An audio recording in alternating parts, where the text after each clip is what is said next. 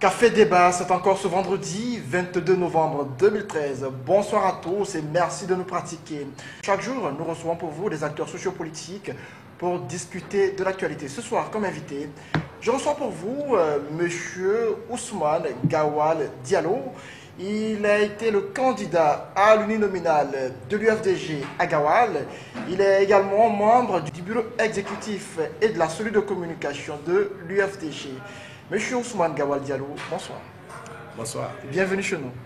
Merci. Voilà, donc, je l'ai dit, honorable, je peux vous appeler ainsi, au cours de l'émission. Disons que c'est d'usage dans notre pays, mais je préfère, si l'opposition siège, d'être appelé simplement Monsieur le député. Monsieur le député, ok.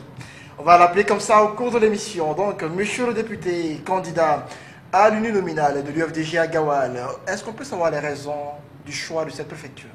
D'abord, je suis originaire de Gawal, c'est une préfecture que je connais, dans laquelle j'ai en plus des attaches familiales historiques, j'ai grandi et puis j'ai eu quand même un parcours dans les structures sociales dans cette préfecture, beaucoup de réalisations à l'actif, donc très connu et présent aussi sur la scène à la fois associative mais politique aussi dans la préfecture de Gawal, donc c'était tout naturel que je m'y implique pour être un des premiers acteurs de cette circonscription. D'accord. Certes, il y a le fait que vous soyez originaire de la ville, mais est-ce qu'il y a une chose qui vous préoccupe davantage, qui fait que vous voulez être député de la ville? Est-ce que, par exemple, vous voulez contribuer au développement de cette localité-là?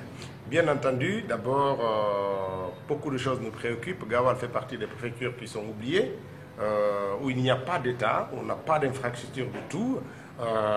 Nous ne sommes pas reconnus aussi au niveau national comme même faisant partie, quand on parle de Gawal, pardon, les gens pensent au tremblement de terre de 1984, oublient que c'est une des premières préfectures pastorales de la Guinée. Nous produisons énormément de bétail, la plupart de ceux qui arrivent à Conakry proviennent de chez nous, ce n'est pas très connu, donc nous avons envie de donner une autre image de cette préfecture et de contribuer aussi à son épanouissement en développant les infrastructures, en aidant ces citoyens à mieux s'impliquer et que leur implication soit plus reconnue. Je vais vous donner un exemple. La plupart des ouvrages de franchissement de notre préfecture sont l'œuvre de ressortissants de Gawal. Donc il faut que ça soit connu, il faut continuer à les encourager à s'impliquer dans ce développement, mais nous sommes une région très oubliée de l'État, il faut que cette situation soit inversée. Si vous deviez siéger à l'Assemblée, comme vous le disiez tout à l'heure à l'entente de l'émission, que diriez-vous pour la défense de la ville? Que diriez-vous pour qu'on fasse lumière sur la ville de Gawal? Qu'est-ce qui manque concrètement? Il y a beaucoup de choses qui manquent, pas seulement à Gawal, mais je pense que beaucoup de préfectures manquent d'infrastructures, il n'y a pas de route, je ne parle même pas d'électricité et d'eau. Il n'y a pas d'école, ça c'est préoccupant, nous manquons énormément d'écoles. Cette année, à la rentrée scolaire 2013-2014, la préfecture manque près de 150 enseignants dans le primaire et le secondaire. Donc c'est quelque chose d'extrêmement préoccupant, sans compter que pour couvrir les besoins pour la petite scolarisation de la préfecture, nous avons besoin d'une quarantaine d'écoles aujourd'hui qui manquent dans la préfecture. Donc c'est beaucoup de choses à faire. Il faut mobiliser nos compatriotes qui sont à l'étranger, pousser l'État à agir et trouver d'autres relais de soutien vers les partenaires nationaux et internationaux. D'accord. Vous avez été élu candidat, vous avez été élu député de cette ville à l'issue de ces élections. Parlons à présent de cette élection législative. D'aucuns vous accusent, Ousmane, d'avoir influencé les membres du bureau de vote lors des élections à Gawal. Le fait d'y avoir envoyé au moins 200 jeunes de Conakry pour Gawal. Disons que oui, nous avons envoyé des gens pour nous aider, essentiellement des ressortissants de Gawal, qui sont des étudiants, qui connaissent la préfecture, qui savent lire et écrire, parce que c'est un problème que nous avons souvent dans les partis politiques. Pour la surveillance des bureaux de vote, nous manquons beaucoup de cadres. Or, pour être là, pour faire bien la tâche, il faut que les gens sachent au minimum lire et écrire et connaître un tout petit peu les règles de fonctionnement des bureaux de vote. Donc c'était quelque chose de naturel. Mais ce n'est pas seulement... je suis surpris d'entendre les gens parler de ça, quand on sait que pendant les présidentielles, le RPG a déversé dans la moyenne Guinée énormément de jeunes pour l'aider à encadrer ses bureaux de vote, ce qui est tout à fait légal. Cette année encore, à Gawal, il y avait près de 600 jeunes du RPG qui étaient venus au renfort de ce parti pour l'aider à surveiller, alors que même il avait toutes les autorités décentralisées de la préfecture à son service. Oui, nous avons fait ça. ceci n'est pas de nature à influencer, c'est de coutume et c'est légal de se faire assister de telle nature. Maintenant, après les accusations d'avoir influencé les bureaux de vote, je ne sais pas comment on peut le faire. Il y avait 155 bureaux de vote dans la préfecture de Gaoual. Comment est-ce possible d'aller influencer la totalité? Parce qu'on nous a fait savoir que même la nuit tardivement, vous avez institué aux jeunes d'aller réveiller les membres de bureau de vote pour le comptable, pour le décompte, parce qu'il y a eu un arrêt momentané du décompte. L'information nous est parvenue. Il y a eu des présidents de bureau de vote qui étaient essentiellement des gens qui militaient pour le RPG, qui ont voulu interrompre le processus de décompte et donc de centralisation des résultats au bureau de vote. Ils ont voulu interrompre là pour aller le coucher, et ce à quoi on s'est opposé, parce que simplement la loi est de notre côté. Il n'est pas permis à un président de bureau de vote d'interrompre le processus de dépouillement et d'aller se reposer. Et comment vous y êtes opposé? Parce qu'on a des représentants, les représentants que nous avons dans les bureaux de vote se sont fermement opposés. Nous avons dit que si le président veut partir, il peut partir, mais il n'est pas question d'arrêter les opérations. Et c'est une consigne ferme que nous avons donnée à nos représentants sur l'ensemble du territoire. Il n'est pas possible simplement de permettre que ces gens se livrent à des illégalités aussi grossières que ceci. Ceci, c'est une consigne claire que nous avons donnée. Nous avons donné énormément de consignes aussi, et tous ont été bien respectés, et ce qui a fait qu'aujourd'hui, nous sommes arrivés en tête avec un vote sincère, qui a recueilli le plus grand nombre d'adhésions de nos concitoyens. Et comment se sont passées les élections à Gaoual? Est-ce que, d'après vous, ça a été transparent là-bas? Non, d'abord, il y a plusieurs phases qu'il faut dire. Dans la phase préparatoire, il y a eu beaucoup de problèmes parce qu'il y a quand même 20 000 personnes qui n'ont pas reçu leur carte d'électeur sur une population de 65 000. C'est important. Il y a à peu près une vingtaine de bureaux de vote aussi qui sont éloignés en moyenne à 17 km de la localité des électeurs. Donc c'est quelque chose qui a perturbé le vote. Donc en amont, il y a eu ces problèmes. Le jour du vote, on a constaté le manquement de beaucoup de fournitures. Il y a eu beaucoup de bureaux de vote où les PV manquaient, où des enveloppes manquaient, où des bulletins de vote manquaient. Donc il y a beaucoup de dysfonctionnements de ce niveau-là qui sont faits. Et puis, lors de la collecte, nous avons réussi à collecter la totalité des PV de nos bureaux de vote qu'on a récupérés. Et ça a empêché toute velléité de vouloir prononcer un autre résultat que celui qui est issu des urnes. Donc, de notre côté, il y a une préparation, elle est forte. Maintenant, pendant la campagne aussi, il y avait une implication assez considérable du pouvoir et de ses représentants, les préfets, les sous-préfets, les présidents de district, qui sont des délégations spéciales nommées par le pouvoir, les chefs de quartier, etc. Et même, ça a valu le déplacement du Premier ministre Saïd Fofana avec un cortège de 17 voitures. Donc tout ça, c'est de nature à perturber le processus électoral, mais ça n'a pas ébranlé la foi des électeurs. D'accord. Parlons à présent de cette phase post-électorale. La Cour suprême, on le sait tous récemment, a confirmé les résultats qui lui ont été donnés par la CENI, et l'opposition dit ne pas être d'accord avec cette décision. Pourquoi? Parce que c'est une décision politique. La Cour suprême n'a pas fait un choix judiciaire, n'a pas choisi de trancher. Elle a dit plusieurs choses. D'abord, elle s'est déclarée incompétente sur un certain nombre de réclamations qui concernaient notamment les manquements dans l'inscription sur les listes électorales. Ce qui est étonnant, c'est que pourquoi, sur cette question, la Cour a attendu d'avoir épuisé tous les délais légaux et d'avoir rallongé ça pour dire qu'elle était incompétente. C'est une anomalie grave.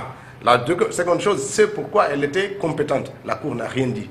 Quand elle a été en phase de dire, elle n'a rien dit. J'ai entendu des arguments en disant que cela n'était pas de nature à modifier le résultat. Mais on ne dit pas le droit parce que simplement c'est de nature à modifier ou non le résultat. On dit le droit parce que c'est une exigence de nos textes de loi. Et cela, le président de la Cour suprême s'est extrêmement décrédibilisé, a décrédibilisé cette institution aux yeux de tous les Guinéens. Et je pense qu'une défaillance aussi importante de notre appareil judiciaire est un précédent qui peut être conséquent si le pays ne se réveille pas très vite pour mettre en route son autorité, l'autorité de l'État, avec une justice qui marche. Et je pense que vous estimez que la Cour était compétente pour dire le droit? Dans quel domaine? Elle est compétente, c'est la plus haute juridiction de notre pays. Lorsque, par exemple, nous avons indiqué à Gaoual, par exemple, on a éliminé 30 bureaux de vote.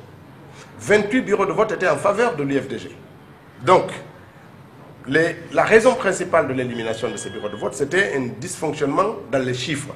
Nous avons constaté que lorsqu'on comptait le chiffre attribué aux différents candidats, il y avait un point qui manquait à répartir ou un point qui était en surplus de trop réparti. Mais ça, c'est un dysfonctionnement qui est lié aux membres du bureau de vote, ce n'est pas lié à l'électeur. Pourquoi la Cour n'a pas fait appel aux urnes qui étaient disponibles pour récompter, pour qu'on prenne en compte le déplacement et l'effort que nos concitoyens ont fait. Alors que c'est un effort qui est loué par tous, par l'État, par tout le monde. Le courage que les électeurs ont eu, pourquoi on préfère les faire oublier alors qu'ils ont fait le déplacement et l'essentiel pour accomplir leur acte civique. À Matoto ici, nous sommes, on a constaté la disparition de 30 PV, ce qui n'était pas normal. Pourquoi on ne déplace pas les urnes alors que les urnes sont sous séquestre pendant une très longue période? Pourquoi on ne les prend pas pour faire? Donc la Cour n'a pas jugé nécessaire de dire le droit. Lorsqu'on élimine 182 bureaux de vote sur 200 et quelques à Zéro-Corée, la Cour dit il n'y a pas de feu, il faut laisser. Lorsqu'on dénonce qu'il y a de trop plein de votants dans les régions de la Haute-Guinée où nous avons demandé de vérifier systématiquement sur un échantillon assez représentatif la concordance entre le nombre de PV trouvés dans le nombre de bulletins de vote trouvés dans l'urne et l'écriture qui est au PV. Parce qu'on peut bien dire qu'il y a 900 personnes dans un bureau qui ont voté, mais on peut ne pas trouver 900 bulletins de vote là-dedans. On a demandé à la Cour de trouver un échantillon pour le faire. Elle s'est dite incompétente ou elle a refusé de dire le droit. C'est tout ça vraiment qui montre que cette Cour est encore sous dévotion de l'exécutif, mais ça se comprend. Monsieur Sima, il y a quelques années, a condamné Alpha Condé pour rébellion dans ce pays. Peut-être qu'il se rachète. Il est à quelques mois de sa retraite. Peut-être cherche-t-il une retraite plus dorée. On ne sait rien. Mais en tout cas, cette sortie de ce président de la Cour suprême a encore une fois affaibli cette institution, affaibli notre système judiciaire à jamais aux yeux de nos compatriotes. Il faut très vite un réveil politique. Il faut que les magistrats de notre pays comprennent. Mais le vice aussi dans cette situation, c'est que c'est la Cour elle-même qui a désigné les présidents des commissions administratives de centralisation. Est-ce qu'elle avait la compétence? Est-ce qu'elle avait la volonté? Est-ce qu'elle avait moralement la force de dire que ceux qu'elle a désignés ont fait mal le travail dans certains endroits? Donc il y avait des problèmes. La Cour aurait dû se pencher là-dessus. Vous estimez que la Cour n'a pas dit le droit, mais ce que vous ne dites pas, c'est que vous n'avez pas été les seuls à introduire des requêtes. La mouvance présidentielle, qui est l'adversaire direct, a aussi introduit des requêtes, mais elle se conforme à la loi. Non, elle se conforme à la loi parce que c'est eux qui ont triché. Vous savez, dans ce mécanisme, il y a la personne qui est victime. Il y a celui qui fait semblant d'être victime. Ça, c'est le pouvoir.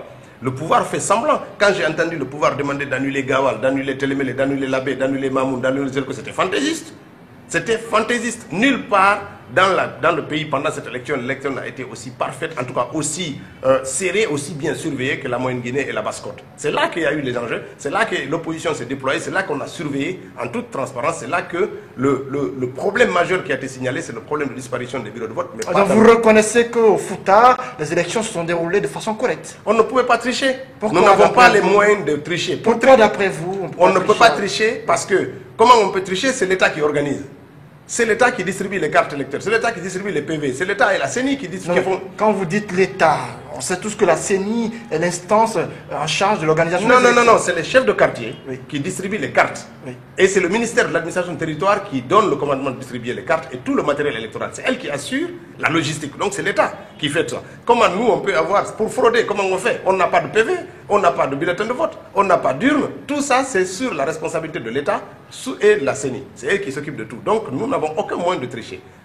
Pourquoi est-ce qu'au Fouta, les élections se déroulent de façon correcte et qu'ailleurs, tel ne soit pas le cas? Parce que d'abord, on a vu les pourcentages de faits, et ensuite le pouvoir, avec le RPG, a déployé dans toutes les préfectures de Fouta des bataillons de jeunes pour les aider à surveiller les bureaux de vote. Donc ils étaient là, ils étaient témoins. Regardez tous les PV sortis des urnes, vous ne verrez pas une seule remarque d'un représentant du RPG là-dessus. Or, dans la région de la Haute-Guinée, dans la région de Kankan notamment, on a empêché les gens de l'opposition d'être présents. Vous ne verrez nulle part de signatures des membres de l'opposition. Donc tout a été organisé par le pouvoir, sous le regard du pouvoir et du RPG. Et puis voilà, vous ne verrez pas les signatures des gens de Kouyaté, ni de quelqu'un d'autre. Tous les observateurs des partis politiques ont été empêchés d'être dans le bureau de vote pour surveiller l'opération. C'est pour ça qu'ils ont eu la latitude de nous déclarer qu'il y a 100% des gens qui ont voté dans cette région, alors que la moyenne nationale est de 63%. Mais ça n'a pas été dit qu'il n'y a pas eu 100% de vote. Attendez, quand 97% des 94. Quand 84% des gens votent à Mandiana, qu'est-ce que vous voulez? Il y a ces 100%. Parce que ce n'est pas... Mais est-ce que c'est interdit que 94% d'électeurs fassent le vote? Non, il n'est pas du tout interdit, ce n'est simplement pas possible. Pourquoi d'après vous? Parce qu'il n'est pas possible de mobiliser 94% d'une population un jour unique. Ce n'est simplement pas politique. Ensuite, quand on regarde depuis 1946 qu'on vote dans cette région, la moyenne de déplacement dans ces votes n'a jamais dépassé les 5 à 7%. Pourquoi spontanément? alors que tous les indicateurs économiques, tous les indicateurs sociaux sont au plus mauvais, et que le président de la République venait de se faire huer dans cette même région il y a juste 3-4 mois en arrière, comment se fait-il que spontanément tout ce monde se réveille pour aller avec enthousiasme voter et voter quasiment. Il a certes été hué, mais par après, ça a été racheté puisqu'il y a eu un autre meeting de soutien. J'aime bien votre mot, ça a été racheté. C'est exactement ça. On a racheté le soutien des gens. On les a payés. Quand je dis racheté, c'est par rapport à un tort qui a été commis. Non, mais je pense les populations se sont rachetées pour le fait d'avoir peut-être commis un acte. Moi, j'aime bien le premier. J'aime bien le premier. Je suis parfaitement en phase. Ne l'employez pas tel que vous le voulez. Mettez-le dans le contexte que je dis. Le contexte, c'est que le président de la République a dépensé 2 milliards de francs pour réussir ce meeting-là. C'est tout. Il n'y a pas une autre explication, ça a été acheté. Et on a vu la déferlante des francs guinéens dans toute cette élection, c'est du jamais vu. À Gawal, on a mobilisé plus de 800 millions de francs guinéens pour faire, je vous ai dit tantôt, c'est 17 voitures qui accompagnaient le Premier ministre quand il est venu faire meeting à Gawal. C'est quelque chose de jamais vu.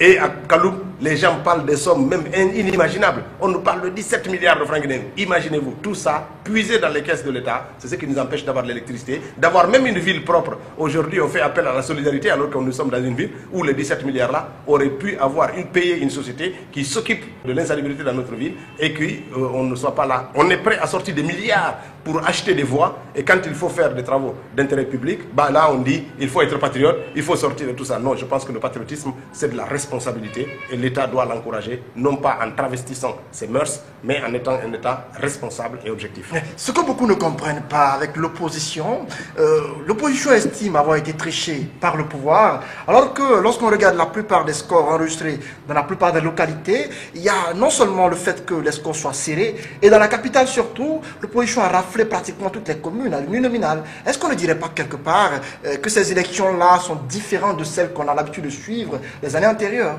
La Guinée est différente, les Guinéens aussi. Moi, il y a des années, vous ne me voyez pas, vous ne me connaissez pas. Donc, nous sommes différents. C'est une nouvelle génération qui est là, nouveau acteur politique, un nouveau contexte. Gangan TV n'était pas là il y a quelques années. Donc, l'arrivée de tous ces éléments-là a modifié la politique dans notre pays et c'est du tant mieux. Nous allons aller vers de plus en plus de transparence. À Conakry, vous avez vu comment ça s'est passé. C'est pour ça que j'ai dit qu'en Basse-Côte et en Moyenne-Guinée, l'élection était très serrée, bien surveillée. Tous les observateurs étaient déployés dans ces régions-là. Tous les partis politiques étaient présents dans les bureaux. C'est pour ça qu'on a eu les résultats là que nous avons. Je dis, si nous n'avions pas été empêchés d'être présents dans les bureaux de vote de la Haute-Guinée, je vous assure, on aurait tout un autre résultat. Je vais vous donner un exemple. Rien que par le fait d'avoir gonflé les chiffres du recensement en Haute-Guinée, 660 000 électeurs nouveaux qui sont dans la région de Kankan, 570 000 ont voté pendant cette élection et tous ont voté pour le RPG à 97%. Ils ont voté pour le RPG. C'est par là que le RPG a gagné 14 électeurs, 14 députés nationaux et 5 à l'uninominal dans la région. Ça lui fait 19. C'est une réserve qu'il avait. Enlevez-les dans le score qu'ils ont. Je dis, cette élection aurait pu être une élection transparente. On a vu tous le fichier, vous l'avez discuté ici. Tous les électeurs sont allés voir toutes les anomalies, tous les Guinéens sont au courant de ça. Avant, on les cachait. S'il y avait des doublons ou triplons, on ne savait pas. Mais cette année, tout ça a été exposé à la face du monde. Moi-même, j'ai fait circuler la carte d'électeur d'un bébé qui était encore en train de sucer son pouce, qui a à peine 2 ans, qu'on a distribué en remettant la carte à sa mère. C'est un dysfonctionnement inimaginable dans un pays normal. Nous avons eu des problèmes souvent soutenus et entretenus par le pouvoir pour arriver au résultat là qu'ils souhaitent. Pourquoi ils ne peuvent pas être contents? Ils sont contents, ils sont heureux, ils ont triché. La Cour suprême n'a pas dit le droit. Elle aurait pu dire simplement le droit, même en déboutant l'opposition. Voilà, on a décompté, on a un pris en compte, ou on n'a pas pris en compte pour telle raison, mais il ne peut pas dire « je n'ai pas les moyens de faire l'investigation ». Il aurait fallu que la Cour soit une institution de centralisation. Mais alors, chercher les preuves de ce qu'on dit, quand les preuves sont fournies, la Cour est tenue, obligée de les examiner et de prendre le temps nécessaire pour cet examen afin que les résultats ne souffrent, sa déclaration ne souffre d'aucune contestation. C'est ça une justice. D'accord. Aujourd'hui, l'opposition s'est retrouvée après que M. Sylla Mamadou ait prononcé les résultats définitifs des élections. Elle dit que dans les jours à venir, qu'elle va saisir l'ONU, la CEDEAO et autres institutions en vue de se plaindre par rapport à la contestation des résultats donnés par la Cour suprême. Nous sommes aujourd'hui en attente d'abord que l'arrêt sorte sous sa forme écrite. Vous savez, nous avons entendu énormément d'approximations dans les déclarations du président de la Cour suprême, des erreurs, des choses qui n'étaient pas bien prononcées, en tout cas ce n'était pas bien écrit, on voyait des tâtonnements. Nous attendons qu'il écrive son arrêt, qu'on reçoive l'année. C'est à partir de là que l'opposition pourra saisir les juridictions internationales pour nous aider à être rétablis dans le droit. C'est cela qui est fondamental. Nous allons le faire. Si ça doit passer par la CEDEAO ou l'Union africaine ou la Cour internationale de justice, mais nous saisirons les instances. Est-ce que ces institutions-là sont compétentes pour intervenir dans les contentieux électoraux? Parce que elles vont nous dire. Est-ce que la CEDEAO a la compétence nécessaire pour intervenir dans un contentieux électoral? J'ose imaginer que la CEDEAO ou la Cour africaine de justice ou la Cour internationale de justice ont suffisamment de moyens pour nous dire si elles sont compétentes ou pas pour juger ces contentieux-là. Je pense qu'on doit leur donner la possibilité de s'exprimer. Nous allons les saisir parce que nous pensons que oui, elles sont compétentes. Si elles ne le sont pas, ben, elles le feront savoir. Est-ce que ce n'est pas une façon pour l'opposition d'accepter les résultats, mais tout en ne le disant pas publiquement aux populations? C'est-à-dire, vous acceptez les résultats donnés par M. Sima, mais sans pour autant vouloir le dire publiquement. C'est une sorte de complexe. Non. D'abord, ce résultat est un problème. Quelqu'un qui se dit incompétent et qui dit que je valide les résultats, il y a un problème sur ce niveau-là. Mais c'est même pas nous, c'est pas ça. Le jour qu'on va accepter les résultats ou les refuser, mais nous le communiquerons sans aucun. Quel complexe nous allons avoir vis-à-vis des gens qui sont en face de nous, que nous allons retrouver probablement au Parlement ou ailleurs pour échanger. Il n'y a aucun complexe dans l'opposition. L'opposition, vous savez, est animée aujourd'hui par les plus grandes personnalités de ce pays. C'est tous des grands et anciens responsables politiques et économiques de ce pays. Nous n'avons aucun complexe par rapport à ça. Quand on va décider de nous exprimer sur ces questions, nous allons le faire. Simplement, aujourd'hui, nous sommes en concertation avec les bases du parti. Les partis sont nombreux. Tout le monde n'a pas la même logistique que nous. Nous avons les résultats partiellement par parti politique. Nous attendons d'avoir tout ça la semaine prochaine pour pouvoir nous prononcer. Il n'y a aucun complexe à avoir dans ce sens. Et vous voulez observer, vous demandez aux Guinéens d'observer une journée ville morte lundi. Est-ce qu'on peut savoir les raisons de cette journée ville morte? C'est d'abord pour désapprouver cette décision inique et ce déni de justice du président de la Cour de justice, le président de la Cour suprême. Il faut dénoncer ça, il faut dire notre mécontentement à ça. Et puis à cela s'ajoute aussi la poursuite de cette barbarie de notre armée. Vous avez entendu, lorsque votre confrère a appelé au secours, ben ça soldé par la mort d'un enfant. Il faut que le gouvernement arrête de donner des armes de guerre aux policiers qu'on déploie pour faire du maintien d'ordre. Ça doit cesser dans notre pays, quel que soit celui qui appelle le secours. Après, on peut poursuivre. Est-ce que la manière d'après vous était normale? Est-ce que là n'est pas après, la justice peut dire si c'est normal ou pas. Ce que je dis, si on appelle au secours des gens à sa cour, ce n'est pas une raison pour l'État d'armer des gens. Parce que les enquêtes sont en cours pour déterminer qui a tiré sur. Mais ça ne peut être que la police. Il n'y avait pas de manifestation, les gens sont venus pour protéger Maniang. Ça ne peut être que la police. Ça ne peut être. Donc ça ne peut être que. Ça ne peut sûr. Non, je dis ça ne peut être. C'est une certitude. C'est une certitude. Absolument. Il n'y a que la police et la gendarmerie qui tuent des gens avec des armes de guerre en Guinée. Dans toutes les manifestations d'opposition. Si c'était nous qui étions armés, on aurait fait un carnage. Nous ne sommes pas des militaires, on ne sait pas tirer. On n'est pas préparé pour ça. Vous imaginez, moi, vous me donnez une arme, vous me dites de tirer, je vais tuer des centaines de milliers de personnes parce que je ne sais pas m'en servir. Il n'y a que la police qui tire. D'ailleurs, nous avions diffusé une vidéo où on voit distinctement un gendarme armé d'une arme de guerre dans une manifestation et qui est en train d'ouvrir le feu sur les enfants à Bambeto. Donc, il n'y a que la police qui est arrivée sur le lieu armé. Il faut que le ministre de la Défense, il faut que le ministre de la Sécurité s'explique. S'ils ne le font pas maintenant, ils s'expliqueront devant la représentation nationale pour nous dire pourquoi ils arment systématiquement les gens qui vont pour faire le maintien d'ordre. Ce n'est pas normal. D'accord. Et aujourd'hui, cette opposition, puisqu'on va toujours parler d'elle, la journée ville morte, est-ce que vous ne pensez pas qu'aujourd'hui, il y a une certaine lassitude des populations, des nombreuses sollicitations à manifester ou à observer une journée ville morte de la part de l'opposition? Est-ce qu'à un moment donné, vous ne pensez pas que la population peut être fatiguée de ces mots d'ordre donnés par l'opposition? Oh ben, elles vont nous dire, les populations vont nous dire si elles sont fatiguées ou pas. Nous, ce n'est pas l'information que nous avons de nos bases. Les gens sont plutôt impatients d'en découdre avec ce gouvernement qui a fini par être décrédibilisé ici et sur l'international. Moi, je vous demander une chose. Personne ne connaît le nom des ministres guinéens. Personne ne peut me citer la totalité des noms, même pas 20 ministres guinéens, alors qu'ils sont 50. Ce gouvernement, c'est un gouvernement d'incompétents qui a pendant 3 ans qui n'a rien pu faire. Est-ce que la solution, ce sont les marches ou les journées ville mortes pour contester l'incompétence du gouvernement, par exemple? Ça, c'est le législateur à qui il faut demander. C'est lui qui nous dit que ça, ces formes-là, ce sont des formes d'expression qui sont autorisées par la loi. C'est le législateur qui l'a voulu ainsi, et c'est comme ça. Donc s'ils nous ont dit qu'on peut manifester dans la rue, qu'on peut faire des villes mortes, qu'on peut protester devant les médias et tout ça, bah, c'est aux législateurs de savoir si c'est la solution. En tout cas, c'est ce que le législateur guinéen a trouvé comme solution pour nous exprimer devant un gouvernement autiste qui ne veut entendre rien du tout et qui ne comprend que s'engage de la rue. Regardez, depuis tout le temps qu'on leur tend un bras pour dialoguer, ils ne parlent pas. Maintenant qu'on a annoncé une ville morte, hop, c'est le bras pas. Les radios, ils en parlent, toutes les sorties du porte-parole du gouvernement, c'est de fustiger celui-ci ou cela. Donc, est-ce que vous ne pensez pas que c'est une inquiétude qu'il exprime par rapport aux nombreuses manifestations, aux journées villes mortes, à travers lesquelles il y a eu souvent des manifestations, encore des échauffourées?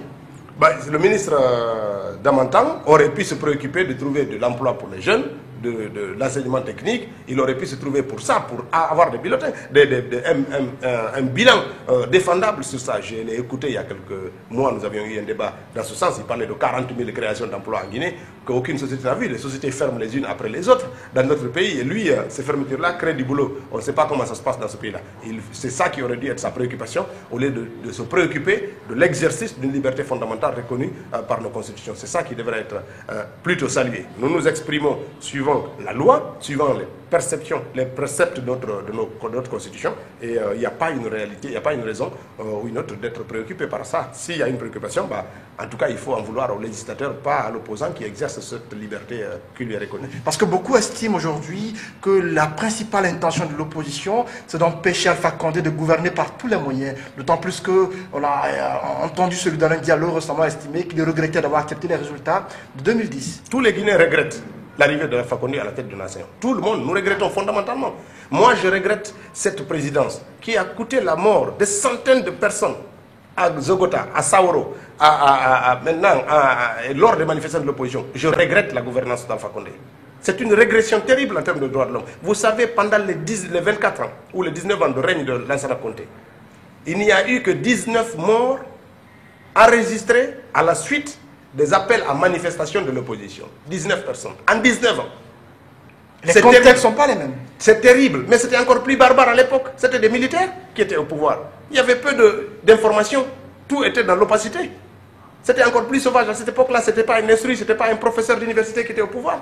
Mais lui a pu prendre le recul et se réserver. Même si 19 morts, c'est énorme. Mais 19 morts en 19 ans, le bilan est nettement plus supportable, entre guillemets, que 59 morts en moins de 3 ans. Vous imaginez? Alors que là, on dit que c'est un homme de droit, c'est un professeur, quelqu'un qui a vécu 60 ans de sa vie dans un pays de droits de l'homme, etc., etc. Tout le monde regrette cette gouvernance d'Alpha Condé. Nous le regrettons aussi. Maintenant, est-ce qu'on lui rend la vie impossible pour gouverner? Mais il ne gouverne pas. On a entendu aujourd'hui dans la presse que les Émirats qui étaient venus qui ont racheté, entre guillemets, en fanfare ici, en tout cas, le projet de création d'une usine d'aluminium à Conakry, ferme la porte. Rio Tinto est parti, Vale est parti, Nestlé est parti, Friguia a foutu le camp, la Sotelgui a fermé. C'est ça qui empêche Alpha Condé de gouverner. L'incompétence de ces acteurs. C'est ça qui empêche le pays de gouverner. On a entendu la gendarmerie déclarer récemment qu'il ne peut pas aller protéger les commerçants à Madina parce qu'il fait noir à l'intérieur. Nous avons moins d'électricité. Les centrales qui sont installées ici, juste à quelques mètres de chez vous, c'est une hérésie. Vous imaginez 9 millions de dollars pour 6 mois d'électricité qui vont répartir encore. C'est un gâchis. Le barrage de Kaleta qui est en train d'être renforcé, des études ont été faites sous les gouvernements de Kouyaté, de Sidia et de El Selou. Toutes les études étaient prêtes. Les instituteurs, les financiers internationaux étaient prêts à payer. La Banque mondiale, la Banque africaine de développement étaient prêts à payer. Le budget estimé à l'époque était 250 millions de dollars. Il fallait faire un appel d'offres. Il a refusé, il a donné le marché à gré à des entreprises chinoises qui nous facturent aujourd'hui 500 millions de dollars. C'est ça qui empêche le pays de gouverner, parce qu'on ne gouverne pas avec justesse. Sinon, il a eu des opportunités. Le président de la République a engrangé plus d'1 milliard de dollars depuis son arrivée au pouvoir. Ça a servi à quoi? C'est ça qui l'empêche de gouverner. Nous n'avons pas plus d'enseignants, nous n'avons pas plus de routes bitumées, nous n'avons pas plus d'électricité, nous n'avons pas plus d'eau. C'est ça qui empêche le président de gouverner. Ousmane, tout de même, il y a des actes posés qui sont visibles. Lorsqu'on regarde par exemple les infrastructures hôtelières qui sont en construction, les routes, je prends l'exemple de Matoto d'Abompa qui a été faite, alors que dans les régimes précédents, il n'y a pas eu cela. Il y a d'autres projets, le PPTE par exemple, obtenu par le gouvernement actuel, et d'autres projets de Kaleta notamment, que vous avez cité tout à l'heure, c'est des actes tout de même qui sont à saluer. Moi, je regarde les infrastructures routières. Attention, vous dites que ça n'a pas été fait. En 1984, où on en était avec les infrastructures routières? C'est sous la gouvernance de Cellou Dalein qu'on a réglé tous les problèmes de bac de Guinée. On a mis des ouvrages de franchissement, les ponts de Bofa, etc. C'est sous eux qu'on a goudronné de Conakry à Bamako, qu'on a fait le bitume quasiment de Koundara et de Gawal à Dakar. Aujourd'hui, tout ça c'est bitumé. Ce n'est pas la gouvernance d'Alpha que toutes les régions de la Basse-Côte sont reliées par le bitume. Ce n'est pas la gouvernance d'Alpha Condé. Aujourd'hui, en 3 ans, lui, il peut dire j'ai goudronné les 2 km de Matoto d'Apompa. Les 3 km, c'est ça qui en a qui? Avec 1 milliard de dollars. Avec le régime précédent, ça n'a pas été possible. On a tout suivi. Attendez. En 20 quelques années de gouvernance, la route n'a pas été faite. Mais les 3 km là n'ont pas été faites, mais d'autres ont été faits dans le pays. C'est pas 3 kilos, c'est plus de 8 kilos. Mais attendez, mais c'est ça en 3 ans, 1 milliard de dollars engrangés. Vous me parlez des points positifs. Les seuls points positifs de la gouvernance d'Alpha, c'est qu'il prend l'avion toutes les semaines et ça nous coûte 500 000 dollars chaque fois qu'il se déplace. C'est cela le point positif et c'est lui et ses proches qui en tirent les conséquences. C'est tout. D'accord. Mais est-ce que vous ne pensez pas qu'aujourd'hui, lorsqu'on regrette la gouvernance d'une personne, il serait mieux de la laisser gouverner à la fin de son mandat pour après aller aux élections et choisir un nouveau président? Est-ce que nous devons croiser les bras et laisser tuer toutes nos libertés? Il y a une régression des droits humains dans notre pays. On a arrêté des gens sur l'affaire du 19 juillet. On a condamné des gens en Guinée ici. Avec vraiment un procès qui a été suivi en long et en large partout. Décrié. Est-ce que c'est ce qu'on doit croiser les bras et laisser? Nous ne serions pas une opposition. Une opposition est faite pour s'opposer à toutes les mauvaises gouvernances, toutes les mauvaises décisions que le président de la République et son gouvernement prennent. C'est ce que nous faisons. Ce n'est pas ça qui l'empêche de gouverner, c'est les mauvais choix, l'incompétence qui l'empêche de gouverner, parce qu'on ne peut pas dilapider 1 milliard de dollars en 3 ans sans avoir de résultats palpables que la route, les 8 km de bitume. 8 km, aujourd'hui dans les standards internationaux, 1 km de bitume coûte 1 million de dollars. 1 km de bitume, ça coûte 1 million de dollars. Donc s'il a fait 8 km, il a dépensé que 8 millions de dollars. Et le reste, c'est 1 milliard de dollars qu'il a engagé. D'accord. Ousmane Gawal Diallo, je le précise, il est membre du bureau exécutif de l'UFDG, également membre de la cellule de communication du parti. Il a été le candidat à l'uninominal de la préfecture de Gawal. Nous le recevons sur ce plateau. Désormais, on l'appelle monsieur le député. Alors, on poursuit l'émission avec lui pour parler toujours de l'opposition républicaine. Alors, monsieur Diallo, dites-nous comment se porte l'opposition républicaine aujourd'hui. En tout cas, elle est plus démocratique, plus unie, parce qu'elle a le souci d'être en phase avec ceux qui constituent sa base, ceux qui constituent ses militants et ses responsables. Donc c'est ça une opposition. Nous essayons de nous perfectionner. Les relations sont plus cordiales aujourd'hui qu'au début. Ça marche très bien. La démocratie est enracinée à l'intérieur de cette opposition qui est plurielle. Il faut le rappeler. Ce sont des partis politiques, des projets de société différents souvent, mais qui sont complémentaires et qui ont montré à la face du monde que pour l'essentiel, les Guinéens sont capables d'être unis, de poursuivre les mêmes objectifs. C'est ce que l'opposition fait depuis plus de 3 ans maintenant, sans faille, sans discordance. Elle est unie devant un objectif unique, celui de faire en sorte que la Guinée retrouve le chemin du droit, le chemin de la justice et le chemin de la prospérité. D'accord. Pour Ousmane estime que l'opposition est unie plus que jamais, alors qu'on annonce des départs de l'opposition, la NGR qui quitte l'opposition républicaine, et le parti G6 de Fodé Mohamed Souma qui a quitté le parti, il y a aussi le GPT dont la position est un peu douteuse, et il y a aussi il y a des problèmes au sein de l'opposition que vous ne dites pas. D'abord, si vous dites que la GC est partie... La GC est partie. Attendez. Si vous dites que la NGR est partie, c'est une nouvelle, parce qu'à la dernière réunion de l'opposition, la NGR était là. La NGR était Pas là. plus tard qu'avant-hier, le secrétaire général du parti a annoncé publiquement sur nos antennes qu'il quittait l'opposition républicaine. Attendez. Moi, nous n'avons pas... Pour quitter l'opposition, pour arriver à l'opposition, il y a un formalisme, il y a un document qu'on écrit, etc. pour l'annoncer. C'est pas... Moi, je dis... On est là. La position de M. Kassori, c'est vous qui dites qu'elle est douteuse. Pour nous, elle est en phase avec nous. Le GPT est présent dans nos réunions et dans nos discussions. Quant à Jessie, il n'a pas voulu aller en alliance avec nous. Ça ne montre pas une discordance dans l'opposition. Mais il a dit publiquement qu'il était déçu du comportement des leaders de l'opposition. Attendez, il peut être déçu momentanément. Momentanément, on peut être déçu d'une situation, mais pas continuellement. Aujourd'hui, il n'est pas à la mouvance. Il est à quel endroit?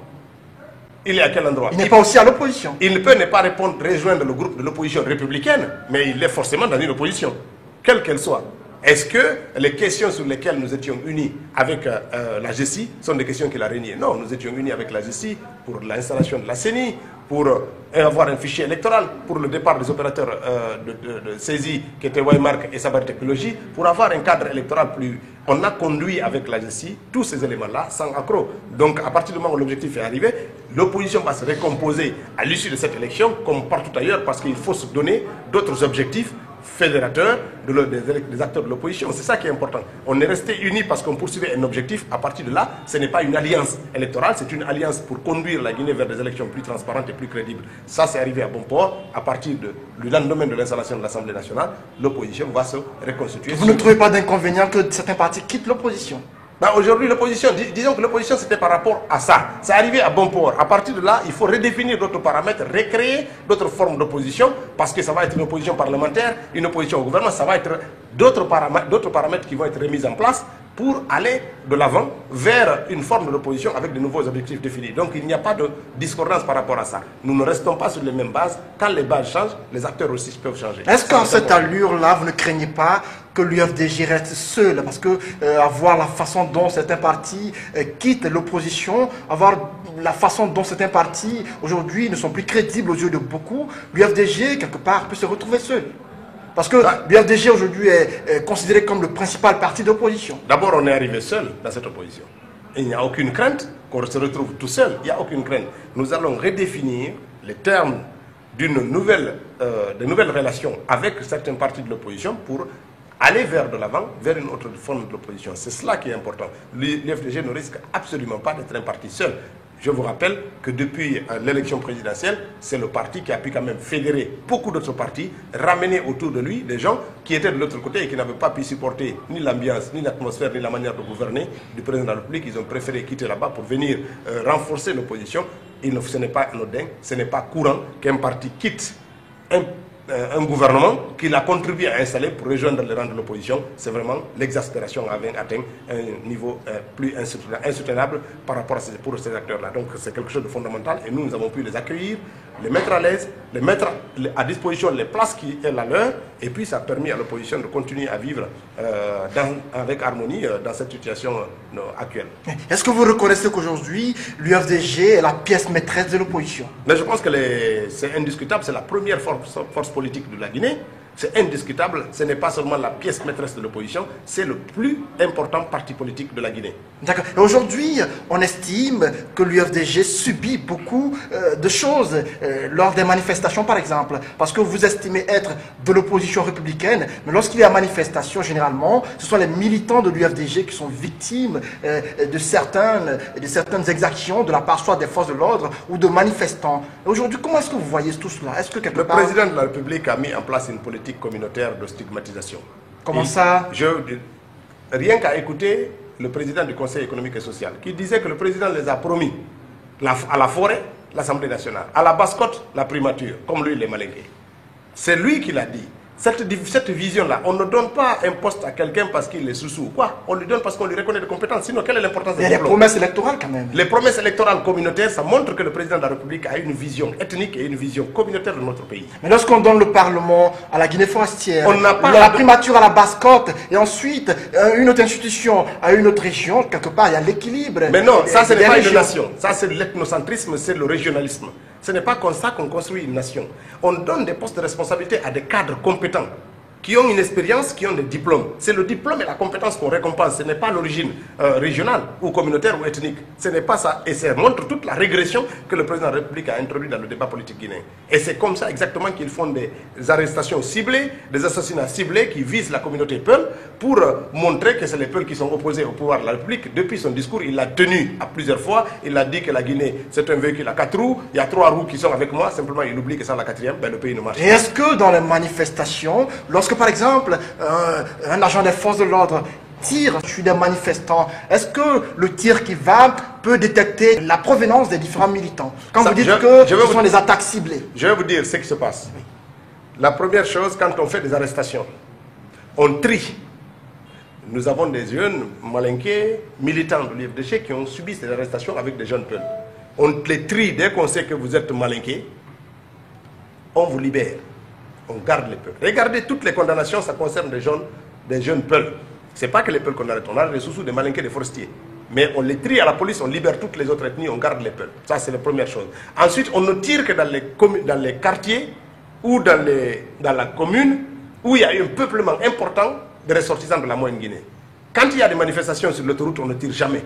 Quand il y a des manifestations en ville, récemment, les jeunes de Cameroun sont sortis, on ne tire jamais. Parce que là-bas, on risque de tuer un Malinké ou un Soussou. Quand il y a des manifestations vers Anta, on ne tire jamais. Dès qu'il y a des manifestations, même à Madina, ben on ouvre les coups de feu que dans Ratoma. Là où il y a une concentration forte de ressortissants de la Haute-Guinée. C'est comme ça que toutes les victimes sont de cette région-là. C'est Ousmane, ce que vous dites est difficile à comprendre. Quand vous estimez que l'opposition est une opposition qui regorge de plusieurs partis politiques, on estime que la plupart des partis politiques ont leurs militants. Et donc, quand vous manifestez, chacun a le devoir d'amener ses militants. Et donc, si vous estimez que sur l'acte à route le Prince, c'est là où on tire parce que là-bas se trouvent les militants de l'UFDG, donc ça veut dire que les autres partis politiques n'envoient pas les militants de ce côté. Non, c'est pas ce que je vous dis.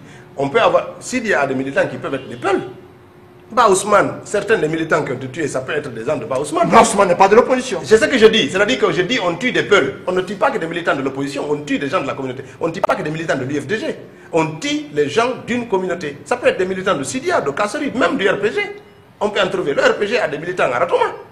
On a entendu Céludalin dire que ce sont généralement ces militants qui sont victimes. Mais attendez, en tout cas, c'est une communauté qui est tuée. Regardez la liste des victimes. Expliquez-nous comment. La liste, toutes les victimes, il n'y a qu'un jeune forestier à l'intérieur. Sur les 59 personnes qui ont été assassinées.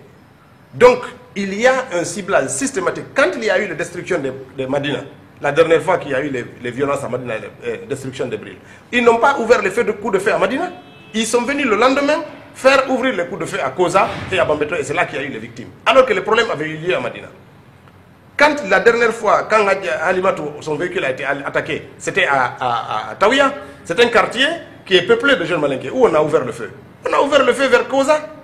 Alors on estime que l'axe, la route Le Prince est la zone la plus chaude de Conakry. Mais quand parce il y a que généralement, généralement c'est la zone où il y a plus de manifestations de rue. Non. Peu de choses, généralement, ça manifeste à cause Non, on manifeste à Kaloum, très bien. Les avocats, les travailleurs, les mécontents, les jeunes, ils manifestent à Kaloum. Il n'y a pas très longtemps, on a érigé des barrages à Matam pour protester contre le bastonnade des enseignants contractuels. Il y a des étudiants qui sont sortis. Vous avez entendu qu'il y a eu un coup de feu qui a été tiré? Non. Il a suffi que Mandiang appelle au secours que quelques petits jeunes se regroupent pour qu'on ouvre un coup de feu, 6 blessés et un assassinat. Ça, c'est un cas parmi tant d'autres. Mais je vous ai dit qu'il n'y a pas longtemps. Et même vous, on a entendu une fois estimer qu'il fallait mettre en place un comité d'autodéfense. Des structures d'autodéfense. D'autodéfense parce que l'État en faveur de la route Le Prince. Parce que l'État, non pas en faveur, c'est pour nous protéger. Protéger contre qui? Contre l'État barbare, contre la tyrannie des militaires, qui étaient dans l'incapacité de nous assurer notre sécurité et qui sont dans l'incapacité de nous protéger. Il faut que les citoyens s'organisent et se protègent. Je vous ai donné un exemple. Il n'y a pas plus d'une semaine, 3 semaines. Des jeunes étudiants sont sortis barricader les routes à Matam. C'est des étudiants. Est-ce que vous avez entendu qu'on a tiré un seul coup de feu? Non, les forces de sécurité sont venues. Et si le caractère de la manifestation était pacifique? Mais attendez, quand des jeunes viennent protéger le bâtiment de Mandiang, en quoi cette protection est violente? Là, il a suffi que la police arrive pour qu'on exerce la violence sur eux, qu'on tue un enfant. C'est cela. Dès qu'ils tombent dans Ratoma, ils ouvrent le coup de feu, ils se croient dans un western. Il faut que cela cesse.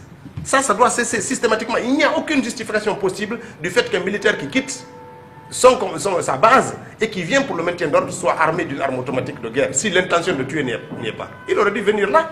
Il aurait pu être là avec une arme conventionnelle. Quand il se déplace, déjà le simple fait de porter une arme et d'aller vers un maintien d'ordre, il y a une intention de tuer. Sinon, on ne prend pas l'arme pour aller. Quand on prend une arme de guerre, ben on va en guerre. On ne va pas pour faire le maintien de la paix. D'accord. Aujourd'hui, est-ce que Ousmane Diallo reconnaît que l'axe Bambeto-Koza est quelque part est une zone où beaucoup évitent de s'y aventurer parce que les risques d'agression sont palpables? Non, c'est pas vrai. Nous vivons là-bas. Cet axe, c'est l'axe de la liberté. C'est grâce... La liberté dans quel sens? C'est grâce à cet axe que le président de la République est installé ici au pouvoir. Comment? C'est cet axe qui a bravé toutes les tyrannies de ce pays-là, qui étaient les instigateurs et les acteurs principaux des événements de janvier et février 2007 qui ont entraîné la mise en place du gouvernement de Kouyaté et qui ont conduit à l'arrivée d'Alpha Condé ici au pouvoir. C'est cet axe-là, les jeunes de cet axe et leur intransigeance et leur souhait de liberté et de prospérité qui font que notre pays est un pays encore libre où il y a encore des gens qui résistent à tous les gouvernements et à toutes les tyrannies. Il faut que cela soit reconnu. Cet axe de la liberté, les jeunes qui y sont, se sacrifient pour que les Guinéens y vivent. Hadjara Piatoussera, aujourd'hui, moi je l'ai entendu condamner les violences et tout. Elle oublie qu'elle était instigatrice des événements de janvier et février 2007. Et c'est grâce à ça qu'elle a été connue. C'est grâce à ça qu'elle est arrivée à la tête de l'institution législative de notre pays. Et ce n'est pas par ses diplômes qu'elle est arrivée là-bas, ce n'est pas par ses compétences qu'elle avait, elle est allée là-bas parce qu'elle a dirigé Elle était une des actrices des manifestations de janvier et février 2013, largement soutenue par les jeunes de Bambeto et Koza qui ont payé le lourd tribut à cette époque-là aussi. Les morts qu'on a enregistrés dans notre pays ont eu lieu dans cela. Donc c'est des gens dont il faut encourager et saluer la bravoure parce qu'ils se dressent devant l'arbitraire et la tyrannie. Et c'est ce qui fait que notre pays résiste encore à la dictature. D'accord. Parlons toujours de l'UFDG, M. Ousmane Diallo.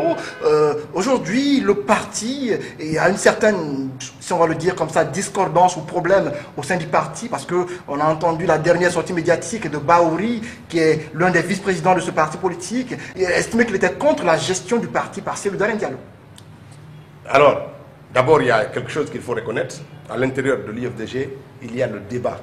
Et les débats qui y sont ne sont pas simplement des débats orientés. Il y a problème ou débat? Il y a des débats. Simplement, les médias ne sont pas habitués à voir, et je comprends, des gens s'opposer à la direction du parti, au président du parti. Nous sommes dans un parti démocratique.